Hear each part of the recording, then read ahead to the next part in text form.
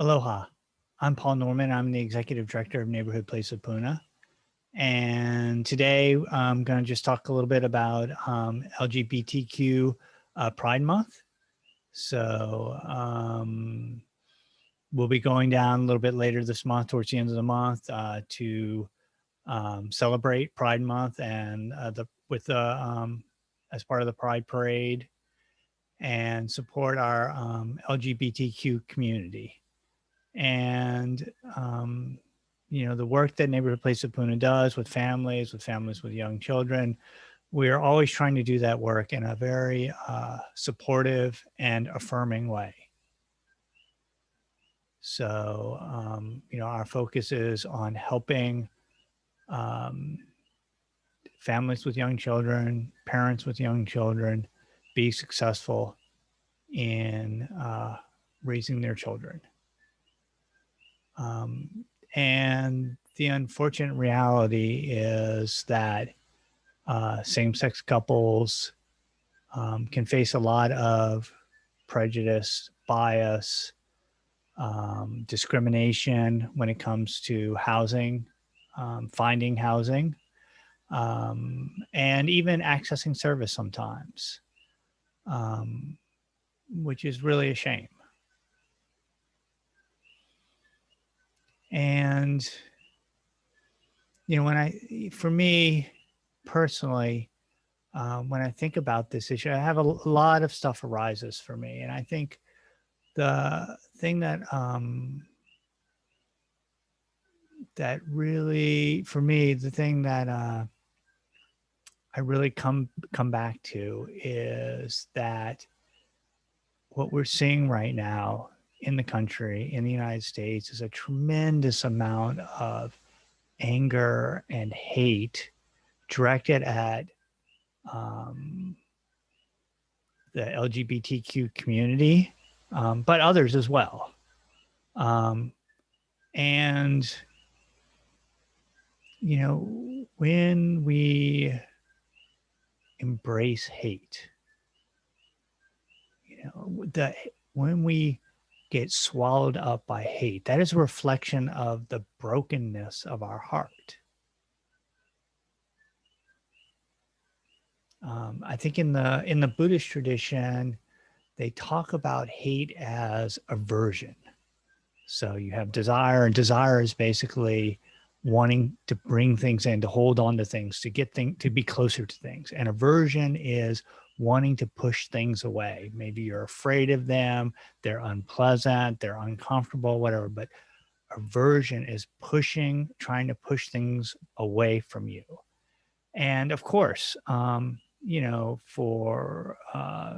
many people, it can be uncomfortable encountering individuals who are different from us and ideas that are maybe outside of what we were exposed to as children or growing up. And it's okay to be uncomfortable. It's normal. It's natural. The kindergartner, first day of kindergarten, or maybe the second day or the third day, they're scared. They're nervous. It's all new. There's all kinds of new things to learn. They don't know the rules. They don't know what's going to happen. They're leaving the security of what they know and going into a new environment. And for some of us, dealing with or encountering folks who are LGBTQ, and some of the ideas, some of the changes we need to make about our ideas about how we think of the world, that's scary. In a sense, we kind of become those kindergartners again. And we're like, oh, we don't want to go into this new environment. Totally natural, totally normal. But we can't continue to stay at that stage. We can't always be that gardener on that first day of school. We need to actually go into the school. We need to leave our parents behind. We need to make new friends. We need to learn how the classroom works, who the teacher is, what the routine is. And then relatively quickly, it becomes normal and natural. And then the next change comes, you know, oh, we got to go to the next grade. And, you know, so there's always change. Change is always hard.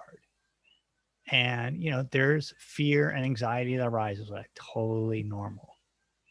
But when that fear and anxiety transforms into hate, that's where we go wrong. And if you're a person of a religious person, um, hate is not the path. If you're affirming yourself as if you're calling yourself a religious person and your heart is filled with hate, or there are people who you hate just because of the type of people you think they are, then you need to really look at your religious practice and your religious belief, because those are broken, right? You know, religion is the doorway to inclusivity, not exclusivity. We as humans, we tend to be narrowing. We narrow things. We narrow the things that we accept, right? We narrow the people in our friends and our loved ones. And religion, the divine, God, forces our own arms open, forces our heart open to accept more than we feel like we are capable of accepting.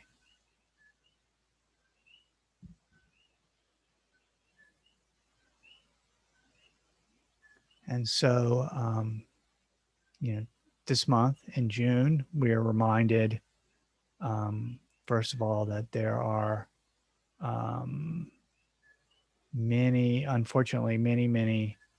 LGBTQ folks who have to deal with, have to live in fear or deal with harassment and bullying. And, you know, one of the saddest things that we see in the homeless community is that there is just a disproportionate number of youth on the street, homeless, who are transgender or, you know, LGBT, lesbian, gay, bisexual, queer, questioning, gender nonconforming, disproportionately represented because their family, their parents pushed them out, or they did not feel safe in their own home.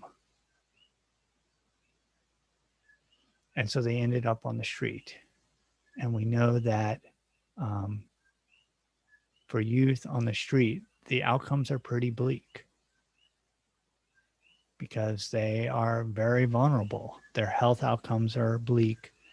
Their safety, everything is just gets worse when you're on the street as a youth. Um, and that's just because we, as a society, can't have the spaciousness and the love to hold those who are different from ourselves, right? We can't accept them. That's our brokenness. That's not the brokenness of the people. That's not the brokenness of the individuals who we push out of our hearts. That is our brokenness. And if we as a community are going to grow stronger, to heal ourselves, if we are going to be a community in which every child, doesn't matter, uh, you know, it doesn't matter if they are LGBTQ or so-called straight or whatever, you know, doesn't matter. Every child, if we're going to create a community in which every child grows up in a safe, stable, nurturing home, then we as individuals and as a community need to be willing to open our hearts to everyone. That we need to provide everyone with a safe, stable, and nurturing home.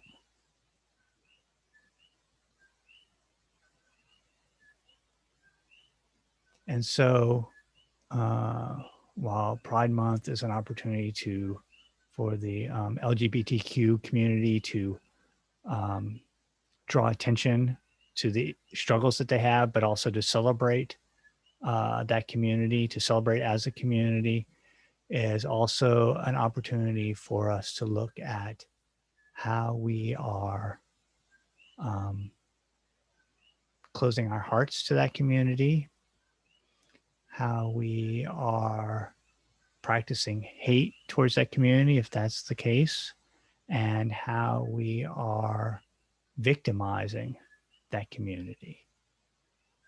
And you may not be doing that. And I'm not saying that you are, but it is an opportunity for us to look at our hearts and ask, are we creating that community? Are we creating the society in which every child, not just the ones we like, every child has the opportunity to grow up in a safe, stable, and nurturing home? Because that's what NPP does. That's what we, our nonprofit here in East Hawaii, tries to do. We try to help families have the skills, get the support that they need to be successful as parents, to be successful in raising their child in that safe, nurturing, and stable home. And also to work to make sure that the community, the larger community, is there to support those parents, support those children, no matter what.